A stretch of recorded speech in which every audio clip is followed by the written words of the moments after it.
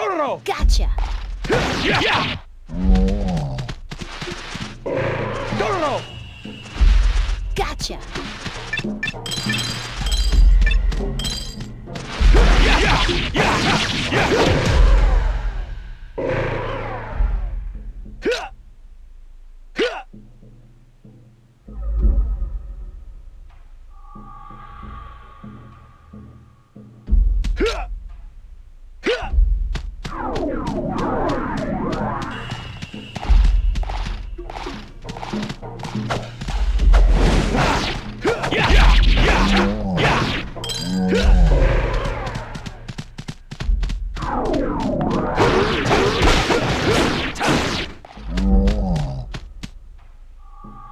Dororo! Jackie!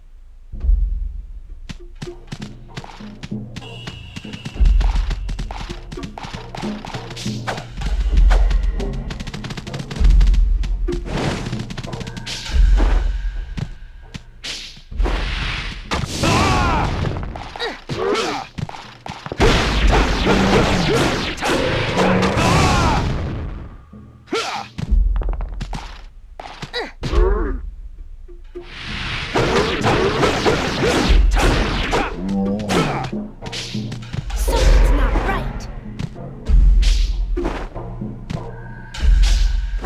Something's not right. Something's not right.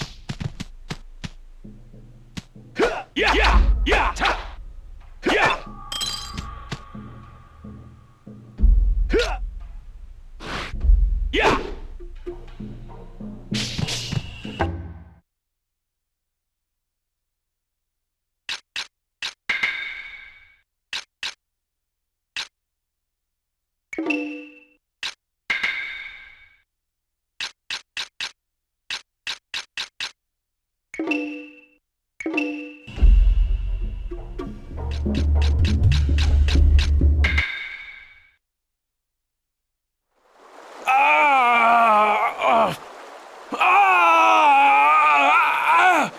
eye!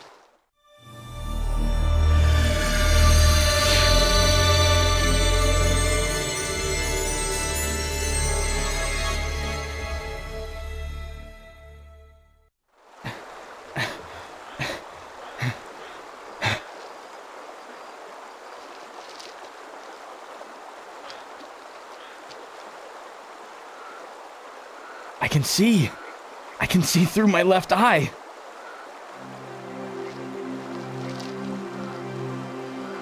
Dororo. You're Dororo. Your voice is a little annoying, but you're a cuter kid than I thought. Hey, is that your eye? Go ahead, pick it up.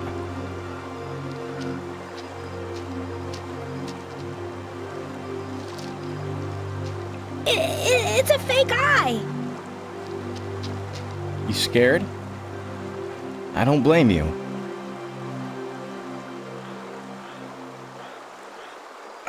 When I was a baby, I was found floating in the river in a barrel.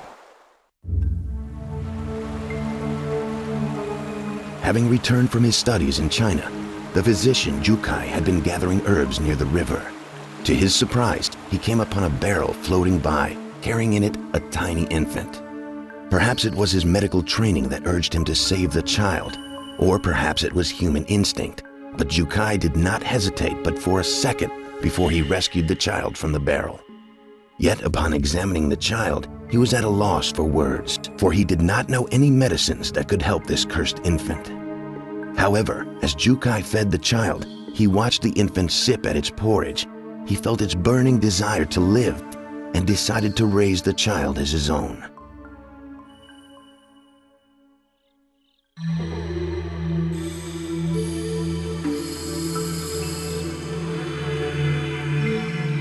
One day, a strange voice buzzed in Jukai's ear. "Feed me, feed me," the voice pleaded. He looked around in search of the source of the voice. The infant was staring straight at him with its empty eyes. "Could it be?" he said aloud. "Were you the one speaking to me?" "Yes," the voice echoed in his mind. Jukai realized that the child could speak directly to his mind. From that day forward, Jukai communicated with the child telepathically and taught him everything he needed to know about living in this cruel world.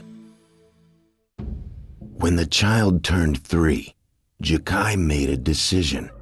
He decided to operate on the child. He would use all his medical knowledge to give the child everything he was missing: arms, legs, eyes, nose, ears, everything that the child lacked. He began the operation. After many, many hours, a miracle happened. At the end of the surgery, when the anesthetics had worn off, the child opened his eyes. And for the first time, the child had a complete body. And he had a name: Hyakimaru. Within a month after the surgery, Hyakimaru began to learn to use his new body. He sat up, moved his legs, and took his first steps. He stumbled many times, but every time he picked himself back up and tried again. The pain was nearly unbearable, and every day he worked himself to the point of nearly collapsing. Soon Hyakimaru was able to run about as free as any child. When Hyakimaru turned 6, Jukai had been watching him run and play like any child would.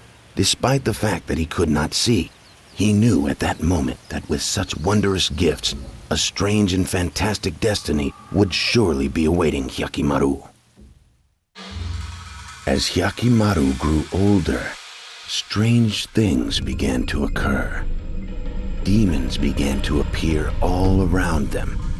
watching their every move. When Hyakimaru turned 18, he visited a local temple. While praying, a voice spoke to him from the heavens. The 48 fiends have each taken a part of your body, young Hyakimaru. You must slay these fiends and retrieve what is rightfully yours.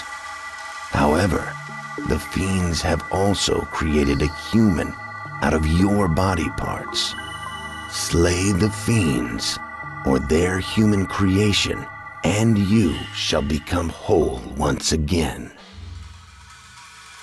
Hyakimaru, sensing the seriousness of the situation, sat down to speak with Jukai.